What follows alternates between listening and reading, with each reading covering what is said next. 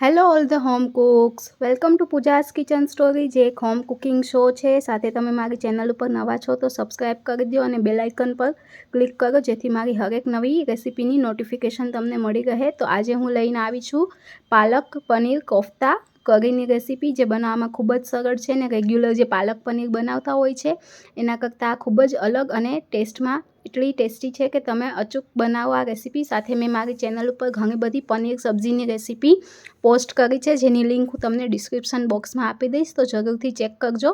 તો recipe start કરીએ. જેના માટે આ ઇન્ગ્રીડિયન્ટ્સ મેં અહીંયા દર્શાવ્યા છે એ પ્રમાણે લઈ લીધા છે. તો પાલક પનીર કોફતા કરીની જે આ રેસીપી છે એને આપણે મેઇનલી 3 સ્ટેપમાં બનાવવાની છે. તો સૌથી પહેલું સ્ટેપ જે છે આપણે પનીરના કોફતા બનાવવાના છે. તો એના માટે થઈને મેં એક બાઉલમાં જે 100 ગ્રામ પનીર લીધું છે એને આ રીતે ક્રમ્બલ કરી લીધું છે. તમે ચાહો તો પનીરને ગ્રેટ કરીને એડ કરી શકો.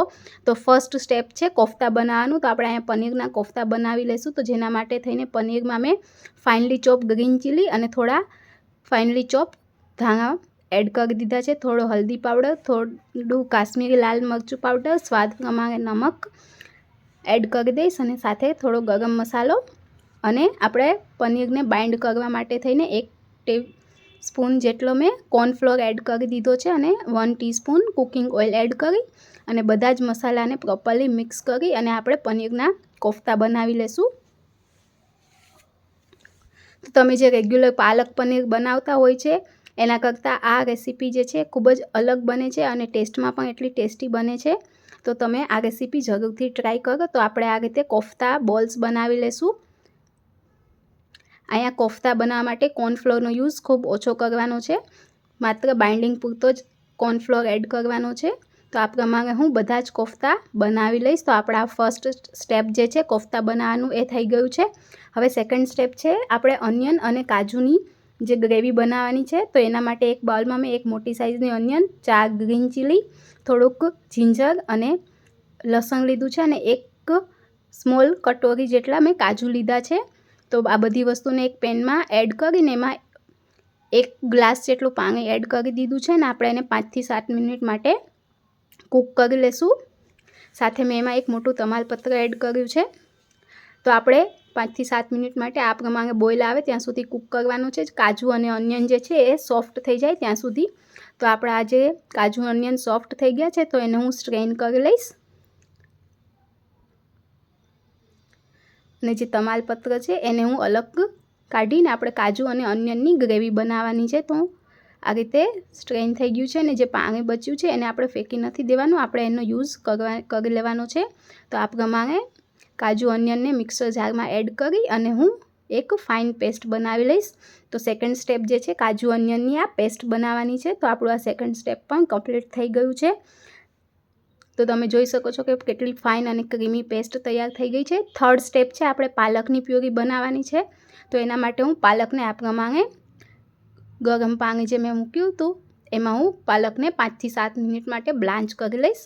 તો આ પ્રમાણે આપણે પાલકને કૂક કરી લેવાની છે.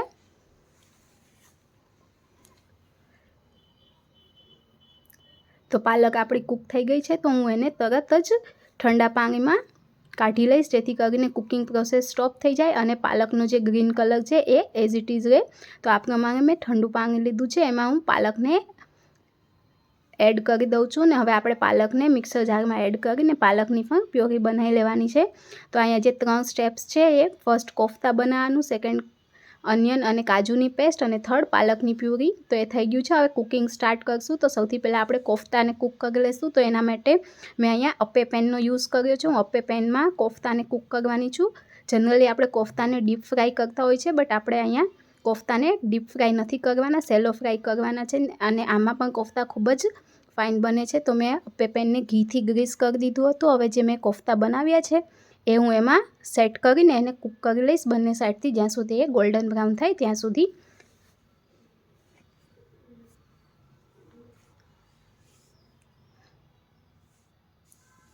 થોડી વાર પછી ચેક કરીએ તો એની એક સાઈડ કૂક થઈ ગઈ છે. તો આપણે પલટાવી અને બીજી સાઈડથી પણ કૂક કરી લઈશું. તમે જોઈ શકો છો કે આપણા કોફતા એક સાઈડથી કેટલા ફાઇન ગોલ્ડન બ્રાઉન થઈ ગયા છે. તો આ પ્રમાણે કોફતા મારા કૂક થઈ ગયા છે. કોફતા કેટલા ટેમ્પટિંગ દેખાઈ રહ્યા છે, જોઈ શકો છો. તો અહીંયા કોફતા બહુ ઇઝીલી બની જાય છે, આપણે ડીપ ફ્રાય કરવાની કોઈ જરૂરિયાત નથી. તો હું એને એક પ્લેટમાં ટ્રાન્સફર કરી લઈશ.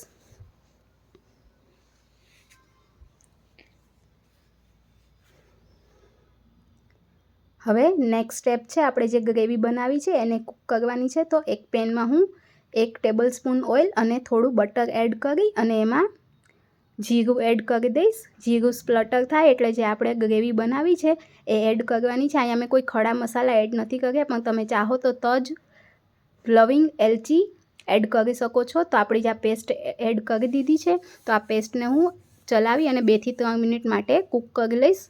પેસ્ટ આપણી આ 2 થી 3 મિનિટ માટે સોટે થઈ જાય એટલે મેં જે ટોમેટો લીધા હતા 2, એ ટોમેટોની મેં ચોપરમાં ચોપ કરી દીધા છે. તમે ચાહો તો એની પ્યોરી પણ બનાવી શકો અથવા તો ફાઇનલી ચોપ કરીને પણ યુઝ કરી શકો. અગેઇન ટોમેટો એડ કર્યા પછી એને 2 થી 3 મિનિટ માટે સોતે થવા દેશું.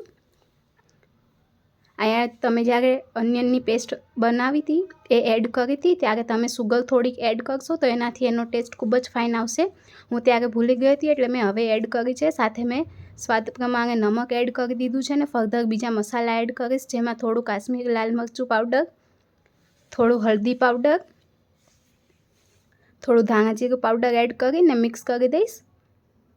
અને આ આખી જ ગ્રેવી જે આપણી પેસ્ટ બની છે એને આપણે 6 થી 7 મિનિટ માટે કવર કરી અને કૂક કરી દઈશું, જેથી કરીને એમાં જે મોઇશ્ચર છે એબ્ઝોર્બ થઈ જાય ને થોડું તેલ છૂટું પડે ત્યાં સુધી. તો હવે 5 મિનિટ જેટલો ટાઈમ થયો છે, ઓઇલ રિલીઝ થઈ ગયું છે. હવે ટાઈમ છે આપણે જે પાલકની પ્યોરી બનાવી છે એ એડ કરવાનો. તો પાલકની પ્યોરી હું આમાં એડ કરી દઈશ અને બધું જ ઇવનલી મિક્સ કરી લઈશ. સાથે કપમાં થોડી પ્યોરી ચોટેલી હશે તો એમાં હું પાણી એડ કરી અને એને એડ કરી દઈશ. ને હવે આપણે એને મિક્સ કરી લઈશું. આ ટાઈમે મેં જે પાલક પનીરનો તૈયાર મસાલો આવે છે, પંજાબી મસાલો, એની પેસ્ટ બનાવી હતી ઠંડા દૂધમાં, એ એમાં એડ કરી મિક્સ કરી દઈશ. ને હવે આ બધી જ વસ્તુને આપણે ઓઇલ રિલીઝ થાય ને આપણી આ જે પ્યોરી પેસ્ટ બની છે એ થોડી થીક થાય ત્યાં સુધી કૂક થવા દઈશું. તો એના માટે 8 થી 10 મિનિટ જેટલો ટાઈમ થશે. તો 10 મિનિટ પછી તમે જોયું કે આપણી આ જે પાલકની પ્યોરી ને બધી પેસ્ટ છે એ પ્રોપરલી ઘટ્ટ થઈ ગઈ છે, કૂક થઈ ગઈ છે. તો આપણે એને એક બાઉલમાં ટ્રાન્સફર કરીને જ્યારે તમે સર્વ કરો ત્યારે એમાં કોફતા એડ કરી દેવાના છે. તો આ પ્રમાણે મેં એને બાઉલમાં ટ્રાન્સફર કરીને કોફતા એડ કરીને હવે હું એને ફ્રેશ ક્રીમથી ગાર્નિશ કરી દઈશ. તો તમે જોયું કે અહીંયા જે સ્ટેપ્સ બતાવીએ ખૂબ જ ઇઝી છે ને આ પ્રમાણે પાલકની આ જે સબ્જી તમે બનાવશો તો ખાવામાં ખૂબ જ ટેસ્ટી લાગે છે ને અને બધાને ખૂબ જ ભાવે છે. તો જરૂરથી ટ્રાય કરો તમે આ પાલક પનીર કોફતા કરીની રેસીપી. તમે એને પરોઠા સાથે, નાન સાથે એન્જોય કરી શકો છો. તો આ રેસીપી ખૂબ જ ટેસ્ટી છે અને પાલક પનીર કરતાં થોડી અલગ અને બધાને ખૂબ જ પસંદ આવશે. તો જરૂરથી ટ્રાય કરો મારી આ પાલક પનીર કોફતા કરીની રેસીપી અને તમારો એક્સપિરિયન્સ મને કોમેન્ટમાં જરૂરથી જણાવજો.